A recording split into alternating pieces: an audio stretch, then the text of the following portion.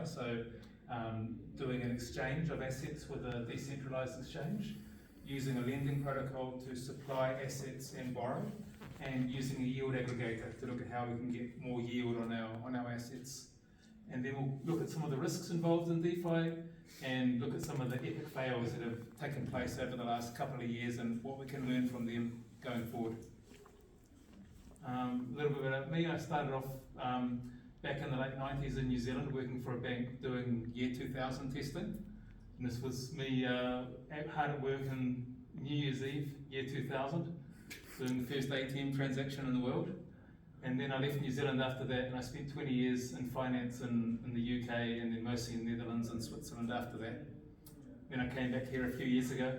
I got into crypto in 2017, and I got into DeFi in early 2021. And straight away I was sort of, amazed at the innovation and the growth and all the change that was happening. So I got quite obsessed with it since then. So if you look at what DeFi is, it's peer-to-peer financial services. So think of things like lending, borrowing, exchanging assets, done on public blockchains. And I think it's easiest to think about it if you compare it to traditional finance, so the finance you do if you're using a bank, for example. If you look at custody, so who holds the funds, with TradFi it's held by the institution itself, and within DeFi, the users, so the people participating in DeFi, they are controlling their own funds. And that's another whole big topic about how do you then ensure security of your own funds and they don't get stolen, which is a very common issue if you don't have your wallets properly secured. Execution, so with TradFi it's done through intermediaries, so banks for example, and on DeFi it's peer-to-peer using smart contracts. Accessibility, so with TradFi there's a lot of traditional finance services exclusively for sophisticated investors, so very high net worth people, or you need to pass through a whole lot of KYC accreditation to get access. And within DeFi at the moment, anyone can take part with any level of funds. And in terms of regulation, TradFi is highly regulated, and DeFi, at least for now, is completely unregulated. Risks, TradFi is a relatively low risk, and in DeFi there are a lot of risks to be aware of, so we'll talk through some of those in more detail later on. So you might ask, okay, if there's these risks and other issues, why would someone choose to use DeFi? There's a few reasons here. One is it gives you opportunity to get yield on your assets. So say you're holding Ethereum or Bitcoin and you want to actually gain some passive income, it lets you do that. A big one, it gives you access to liquidity. So say you're holding Bitcoin, for example, and you want to free up some US dollars that you need to spend. DeFi lets you do that. So you can borrow some US dollars using your Bitcoin as collateral. It gives you the ability to hedge. So if you're very exposed to crypto going up, you can then hedge your position so that if the market goes down, you can protect yourself. And it lets you take speculative long or short positions as well. So that's just a few of the reasons why, but it's a whole heap of reasons why someone might choose to use DeFi. If you look at how it's grown, so really it started off, it sort of came to public attention in 2019, is what they call DeFi Summer. And Ethereum was really the first blockchain where it was used, and there was, in the middle of 2019, some applications were created that enabled DeFi to make a start.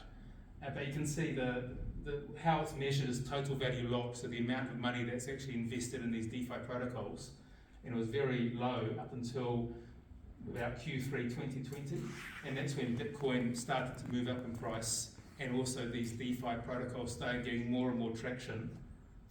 And then in late 2020, going on to 2021, many more blockchains came on stream that provided DeFi services. So you had Binance Chain, Solana, Polygon, quite a few different ones came on stream. And the big advantage of them was that you could do transactions much, much cheaper than Ethereum. So back then Ethereum might cost you, say, $100 in gas fees to do a transaction, where if you were using Matic or Solana it might cost a cent or a few cents. So that enabled many more people to get involved in DeFi with much lower amounts. So you could take part with $100, whereas with Ethereum it didn't make sense unless you had a lot more money to invest. And you can see how DeFi has grown in terms of the blockchains that it's present on. So if you look back in the beginning of 2021, it was almost exclusively Ethereum. And if you look at the latest snapshot, you can see Ethereum's down to 57%, and there's quite a few other blockchains that have come on board and are providing DeFi services.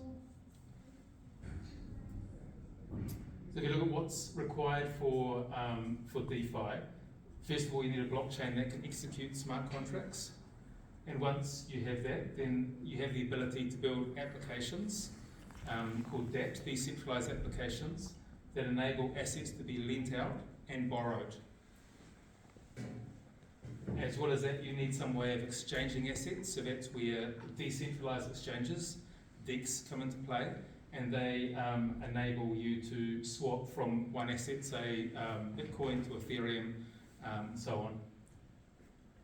A big part of DeFi are stable coins.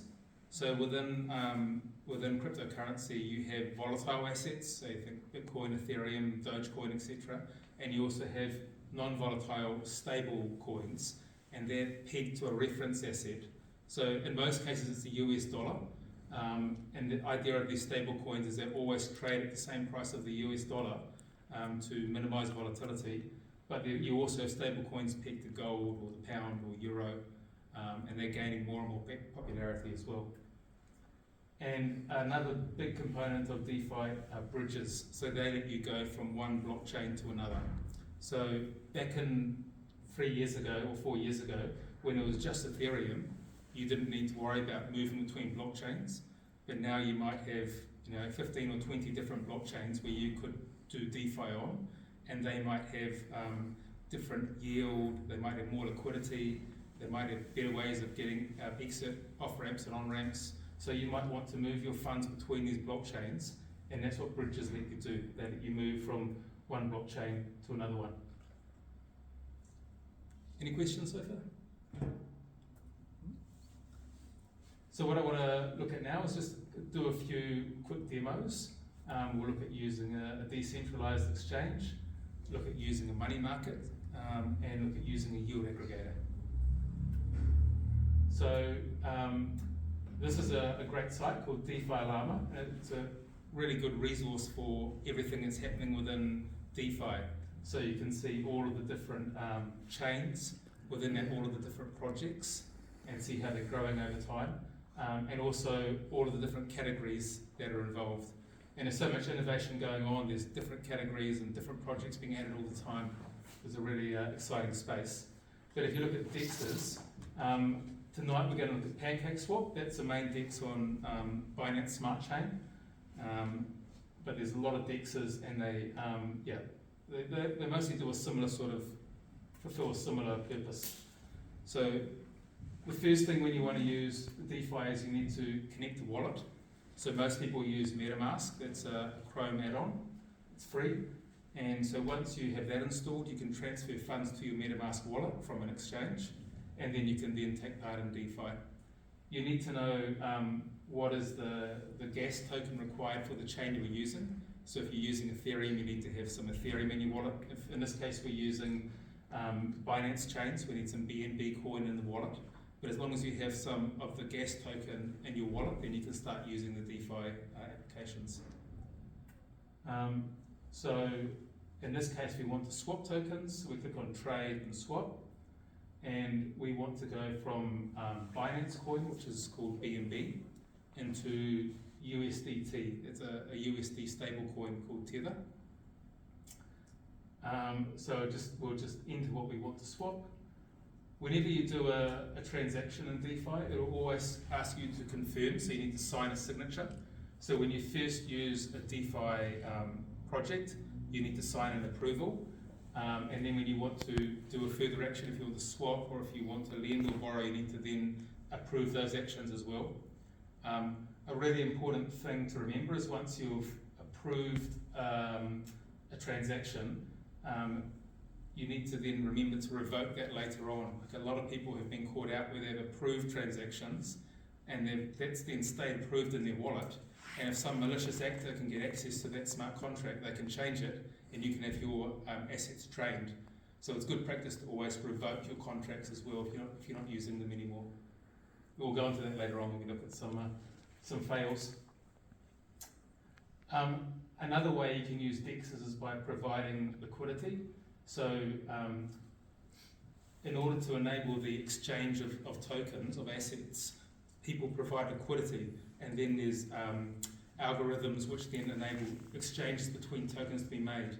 So you can provide your liquidity. You generally provide two tokens. So in this, like the top example, it's Cake, which is the token for this DEX, and BNB. And if you do that, you're then paid a reward, like a yield. PancakeSwap's quite involved. You need to lock Cake to get the maximum one. But you're basically paid a yield for providing that liquidity, because you're running some risks in providing that liquidity. For example, if the value of Cake or BNB move dramatically against each other, your position of your overall value of your investment could go down. And also, of course, there's other risks, smart contract risk and so on that you're running. So you're paid a return to compensate for that.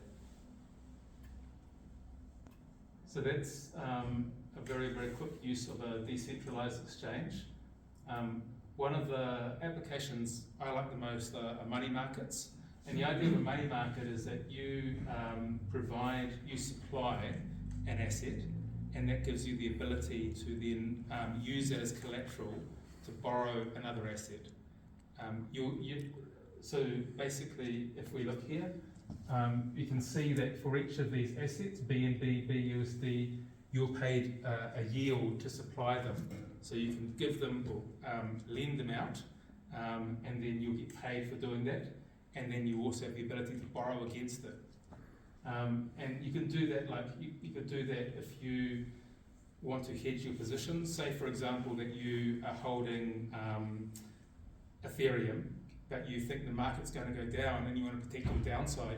You could supply your Ethereum and you could borrow a coin which you think has more downside risk.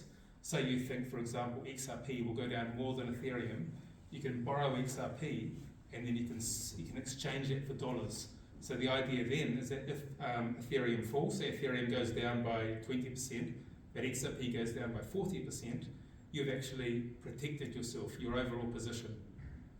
So you can basically do that to protect you on the short side. And if you're if you're confident the whole market's going to go up, you can then supply, for example, Bitcoin. You can borrow stablecoin US dollars against it, exchange it for more Bitcoin and so on, so you can leverage up your position there as well. So there's all sorts of different trading strategies you can employ on a money market like this. But we'll look at a very simple one tonight. We'll look at supplying some BNB and then borrowing against that. So basically, if I want to supply, I just click on that supply button. It'll pop up a confirmation window if I want to approve it. And once it's done, you can see there I have, so in this case, $7 worth of BNB supplied. And that's earning a small yield, so that's earning 2% APY. But the biggest advantage is I'm now free to then borrow against that. And,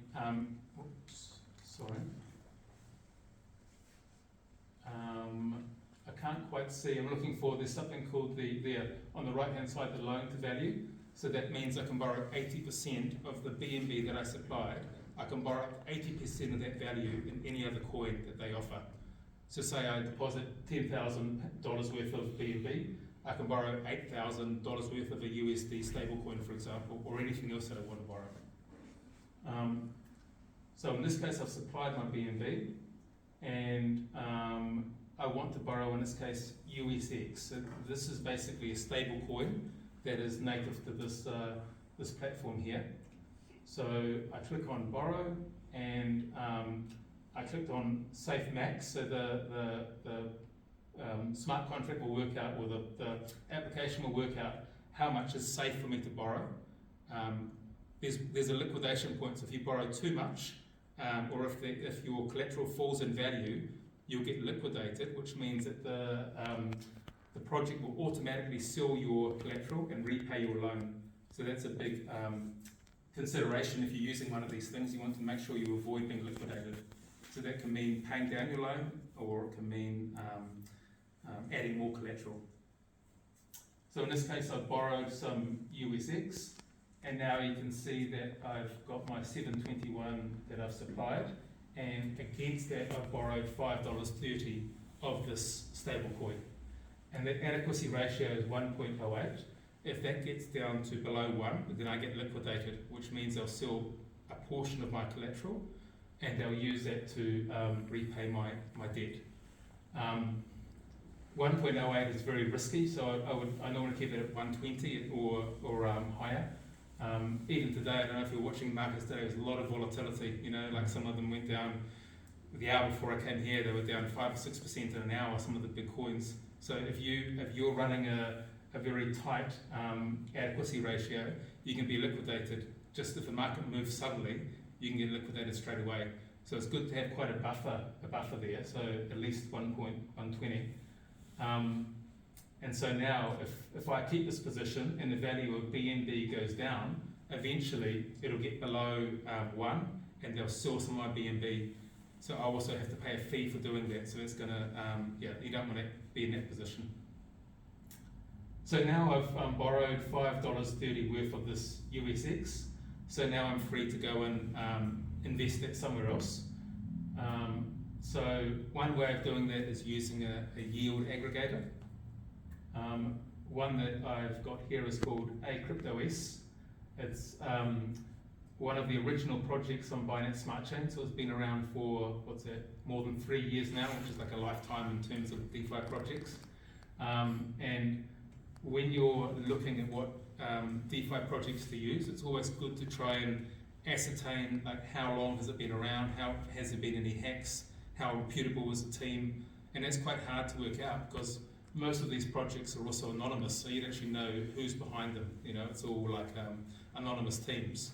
Not all of them, but a lot of the smaller ones at least. So it's quite hard to ascertain which are the legit, reputable projects and which are the fraudulent projects. A very sort of like rough rule of thumb is if you see like amazing yields being offered in a project across the board, it's generally too good to be true. Like there'll generally be a reason. Often they projects will sort of suck users in initially, and then they'll sometimes it's called rug pulling, where basically you wake up one morning, everything's gone, the socials are gone, the website's gone, and the project's disappeared of your funds. You know, so it's like you need to be really careful about which projects you put funds into. So if you look here, this is a yield aggregator. So on the left-hand side, you can see all of the chains they're active on, and the number is the number of, I think, number of projects, or number of assets they have on each of those chains. So because we borrowed on Binance chain, which is BSC, just to make it a bit simple, we're going to stay on that chain. What we could do is we could then bridge our funds to another chain, so we could see, okay, what chains are giving me the best yield, let's bridge our funds there and invest in that chain. But just for this, in this case, we'll keep it quite simple and we'll stay on Binance Smart Chain. So if I expand BSC, I can see there's a row for my USX. USX is a token I'm holding in my wallet, and that's paying 20% APY. They've got quite a few different strategies they employ to get this return. The one they're using for in this case for USX, is they've basically automated the borrowing and supply of the same token. So many DeFi projects will also incentivize people to use them by emitting their own native token. And so what these guys have done is they basically loop borrowing and then supplying in that same token automatically a number of times. And that's how they can get to that 20.1% APY. So what I'll do is I'll just click on that row and deposit my $5.31 into that. And there, on the right hand side, you can see I've got the USX now deposited. So that's now locked in that smart contract. I can withdraw it any time I want, but for now it's sitting there earning yield. Any questions on that part? Okay, if we look at the risks involved in DeFi, one of the ones involved in user money market is liquidity risk. So let me just quickly go back to here. So if you look on, you can see there's a column liquidity, and if you look, for example, down at USDC, so second from the bottom, it's got $105,000 worth of liquidity and 1.14 million supplied. So what that means is that people have supplied $1.14 million of USDC, but other people have borrowed most of that, right? So they've borrowed what, 1 million, say 1.05 million. So that means there's only 105,000 left in the pot, so to speak. So if I'm supplying that USDC, let's say I'm supplying $150,000 worth of that USDC, and I want to withdraw it, all I can withdraw at the moment is 105,000. If it gets down to no liquidity, then no one else can withdraw until people pay back. And to encourage people to pay back, they've got an interest rate curve. So the lower the liquidity gets, the steeper the interest rate curve gets, so the more you need to pay as a borrower, and the more you get rewarded as a supplier. So in this case, if it goes to no liquidity, you might get, I don't know, in this example, it might be 100%. You might get as a supplier, and say 120 you have to pay as a borrower. So it's really trying to incentivize people to pay back. But if you need your funds, that's an issue to be aware of. If there's no liquidity, then you can't get your funds back until people either pay back their loan or supply more of that asset. And often it's a sign of something is wrong in the protocol if there's no liquidity.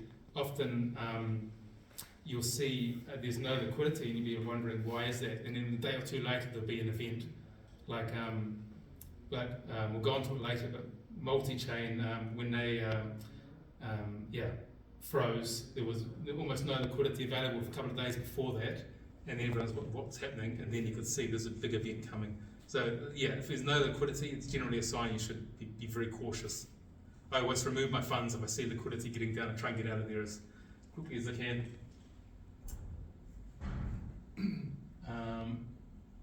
Impermanent loss is sort of a strange name, I think, but if you supply 2 tokens as a liquidity provider, and if they move relative to each other, so like say for example you supply Bitcoin and Dogecoin, for example, and Dogecoin shoots up in value, basically your value of your position will go up, but it will go up less than if you held Bitcoin and Dogecoin by themselves. Basically, if they move relative to each other, either up or down, you will basically have a reduction in the size of your investment, and it's called impermanent because the idea is that eventually they'll come back together in terms of the relationship of price. But it's not always the case. If you are investing in a very risky low cap token, it might keep on going down to zero basically, and so it won't be impermanent, then it'll be permanent. But it's that's something to be aware of, and a good platform will show you. You can look at the yield that's been achieved on that liquidity pair, and you can see what's been the impermanent loss. So you can judge for yourself how much risk you want to take on. One way of avoiding it is using stable assets. So if you just provide liquidity, say in 2 stable coins like USDC and USDT, you're really avoiding impermanent loss, unless of course one of them depegs, and then it's a bigger, then it's a bit of a catastrophe for crypto if one of those depegs in a serious way. A big thing to be aware of is smart contract risks. So often there might be, especially in new small projects, there might be bugs in the smart contracts or vulnerabilities that people can exploit. Economic flaws, so sometimes you find out much later on actually there's a way that it can be manipulated. It's not really a hack because it's not actually, it's using the protocol as it was implemented, but often there are ways it can be exploited, and you can lose your funds because of that. And the last case is more intentional exploits and fraudulent projects. So there's been many cases where projects have started and then either the developers steal the funds or an outsider manager get access to the keys and is able to drain the funds. So in terms of how to mitigate for the last two events, it's good to not have all your eggs in one basket, spread your funds over different projects. Try and choose reputable teams, although it can be very hard. And audits can help, like a lot of DeFi projects will have audits taken out, but that's not a fail-safe either. Sometimes those audits, sometimes the projects will still fail even if there are audits. So I think it's best to start off very small, and these projects also have communities, so you can get involved in the community and get to know more about the team that way. In terms of some epic fails that have taken place, it's important to note that some of the most epic fails have actually not been in DeFi, but have been in centralized finance. So if we look at, for example, Celsius or FTX, Three Arrows Capital, those are all more centralized companies that failed, and it's been some of the biggest losses in crypto. But there have been some big losses in DeFi as well. So probably the most well known was Luna, UST. So UST was an algorithmic stablecoin. So generally, stablecoins are traditionally, they're backed. So Tether and USDC are backed by US dollar equivalents. But in this case, UST wasn't backed by physical US dollars. It was an algorithmic stablecoin. So they used another token called Luna to basically manage the price of UST. And then there was a de-pegging event, so UST lost its peg with the US dollar, and basically then it led to a catastrophic collapse in both UST and Luna. So a lot of people lost their whole portfolios over that. Because up until that point, UST was regarded as basically, it couldn't fail, it was super safe, that's what people thought. And also Luna at that point was one of the top 10 cryptos, and everyone thought it was going to keep on going up and up and up.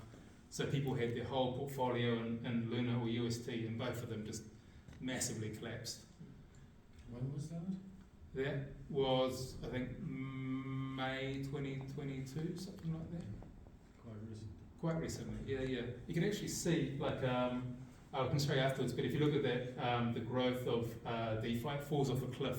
And I think that was when Luna collapsed, because that had huge repercussions for the whole DeFi industry, because Luna, or UST, was used in so many DeFi protocols as the stablecoin. So when UST collapsed, of course, everything that was then pegged to UST is also going to suffer as well. And it caused a huge drop in confidence in stable coins. So why was that depegged, Luna? Why did it depeg? Who depegged it? It's super interesting, and there's a lot of speculation.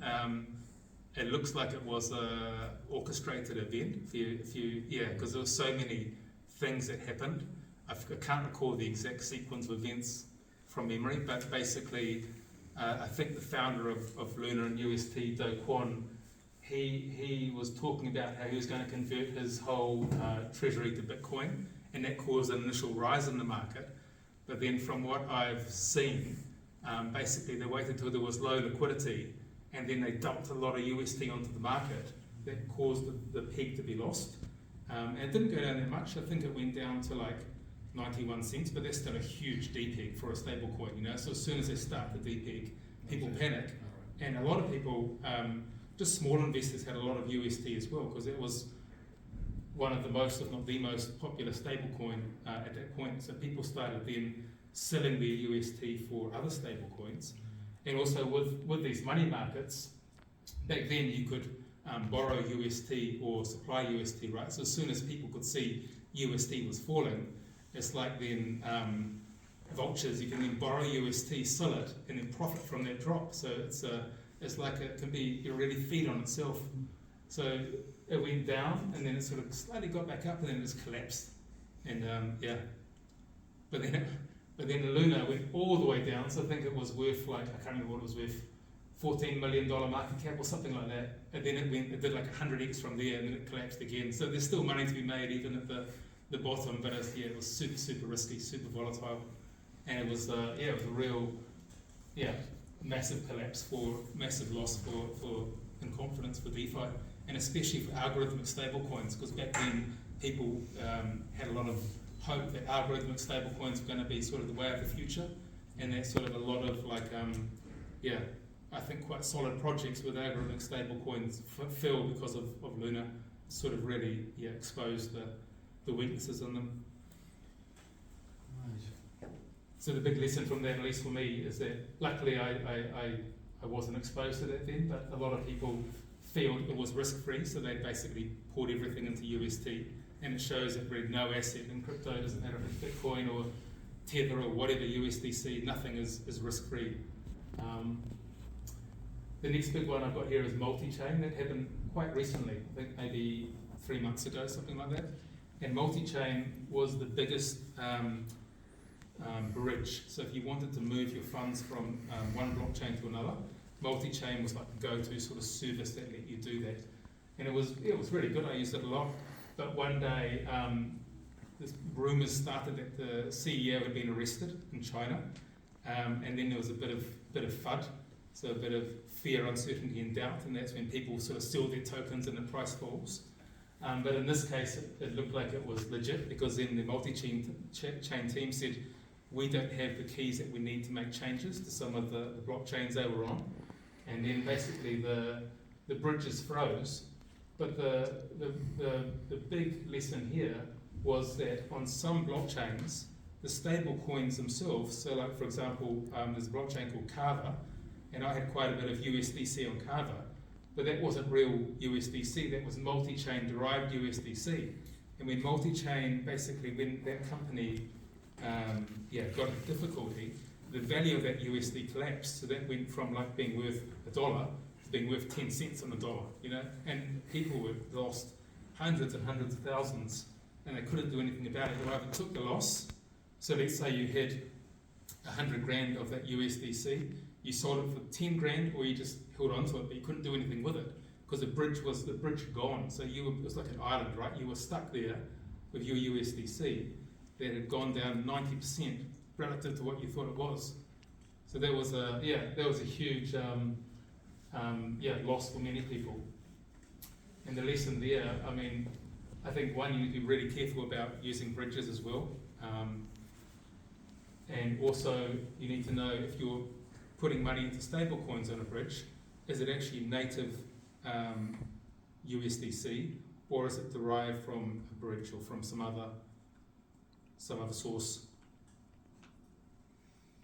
Then I've got two more ones which are, didn't make the news or anything, but I was sort of personally involved because I was part of those communities. One is a company called Atlantis Loans, and that was a money market, like what I showed you earlier, where you could supply funds and borrow other assets. And it was very similar to the one I showed you. And it started off with a real bang. So basically, with these projects, often they have their own token, and in the beginning, they'll emit that token very fast. So it looks like you can earn a really great yield, but most of that yield is made up of their own token. But in this case, they did that, and it sucked in a lot of people. So I don't know, there was tens of thousands of people started using this platform. But within 2 or 3 months, it had burnt itself out. So basically, people then pulled their funds out of the platform, and it basically died a slow death over the next couple of years.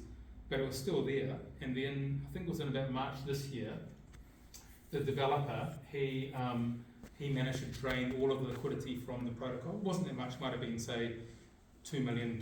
He managed to drain all of that from the protocol. So if you were supplying your funds, then there was no way you could get it back, because that liquidity had gone. You basically, your funds were stuck on that protocol. But the worst thing he did was he then changed the smart contracts to basically drain funds from your wallet. So if you had gone into that protocol 2 years ago and you had approved the transaction for Ethereum, then you've forgotten all about it, right? You haven't used it for 2 years. But then if there was Ethereum sitting in that wallet, he was draining the funds from those wallets. And as far as I know, it's still going on now. So I've said here $5 to $15 million, but yeah, no one really knows, because basically it's still now if you haven't revoked your permissions, he's draining those funds. So people have lost everything from that. And it's so like, it's really sad, but it's also, it's a real good lesson learned is that if you're using, especially if you get, they call it a degen, right? If you're like a really into trying all these different DeFi protocols and trying out different things, if you do that sort of thing, you always need to revoke the approvals that you've made. So there's services like revoke.cash where you can see a list of all of the approvals you've made on your wallet, and you can go through and revoke them. It only costs, I don't know, 2 or 3 cents for each time you revoke an approval. It's nothing. So it's really good practice, I think, to revoke all of those approvals, and then you can just start again with the ones you need. Otherwise, you can get into a situation like this. And the last example I've got here is another money market called Annex Finance. And what they did there was a very small money market, and they had their own token called ANN, and that had a 70% collateral factor. So say you supplied $10,000 worth of ANN, you could borrow $7,000 worth of USDC, you could turn that into ANN and supply more ANN. And basically, the price of ANN started going up and up. People in the community got very greedy, and they started putting in that ANN, borrowing ANN, supplying ANN, borrowing dollars, turning that into ANN, supplying the ANN, like leveraging up. And basically what happened, you can see on the left-hand side, it started off quite slow, but then you can see where it shoots up is where people got super, super greedy. And it ended up with a huge position. And it's a Ponzi scheme, right? It can't be sustained. So eventually there's a sell-off in the token. And once you reach that liquidation point of those big accounts, you hit what's called a liquidation cascade, where one account gets liquidated, it drives the price down, and the next account gets liquidated, and so on. And you can see it went from 16 cents down to about 2 cents in a matter of, I don't know what it was, a week or something like that. It was, crazy. And then it's just a slow bleed out for the rest of the time. So it's still going, but it's like, people lost hundreds of thousands of dollars like that. And it's a shame because the people who, the smart money, they had invested early on, and they basically whipped up this frenzy, and it's all the sort of new investors who are getting it up the top, who lose the most money when then the smart money pulls a rug, right, and causes a liquidation event, but they're out of it by then, so they don't care. So it's really, you see this type of graph, you see this a lot in these small DeFi projects.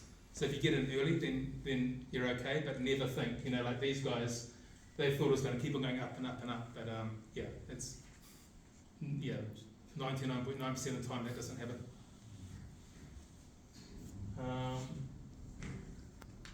Thought I had some more, but it's hang on, I think it was an older version.